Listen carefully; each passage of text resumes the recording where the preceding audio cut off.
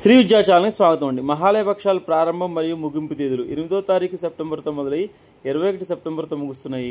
అసలు ఈ రోజుల్లో చేయదగినటువంటి పనులు, పితృదోషాలు పోయేటువంటి చక్కటి అవకాశం ఎందువల్ల ఉంటుంది, పితృదోషాలు ఎలా పోతాయి, పిండ ప్రదానం ఎందుకు చేయాలని చాలా సందేహాలు ఉన్నాయి. ఎందుకు పిండ ప్రదానం చేసేవాళ్ళంటే అండి, మనకి వేదాలు అలానే గురువులు చెప్పేదంటే ఈ మహాలయ పక్షాల్లో భగవంతుడు పితృదేవతల్ని కిందకి పంపిస్తాను అని చెప్పినట్టుగాను, అలానే చక్కగా ఆ పితృపక్ష మహాలయ పక్షంలో ఎవరైతే తేదీ మరియు తిథులు తెలియక సంవత్సరంలోపు ఎప్పుడైతే పెట్టుకోలేదో పెద్దలకి ఈ 15 రోజుల్లో ఎవరైతే పిండ ప్రదానం చేస్తారో ఆ సంవత్సర దోషం లేకుండా చక్కగా పితృదోషాలు పోతాయని గురువులు చెప్తుంటారు. అందుకని చక్కగా దీన్ని ఉపయోగించుకొని పితృదోషాలు అందరూ పోగొట్టుకోవాల్సింది. అలానే ఈ ఒక్క పొరపాటు మాత్రం ఖచ్చితంగా చేయవద్దు.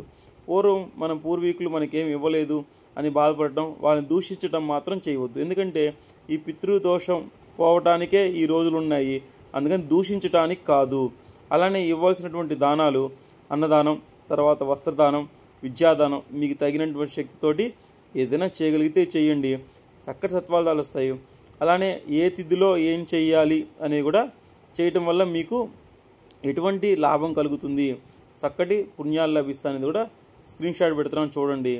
అలానే దీని అందరికీ ఫార్వర్డ్ చేయండి, సబ్స్క్రైబ్ చేయండి. మనకి మహాలయ పక్షాలను ఉపయోగించుకొని పితృదోషాలు మొత్తం పోగొట్టుకునే చక్కటి అవకాశం అండి. అందరూ మీ యొక్క పూర్వీకులను తలుచుకొని నదీ తీరంలో కానీ లేకపోతే మీ ఇంటి దగ్గర కానీ ఎక్కడైనా సరే పిండ ప్రదానం చేయండి.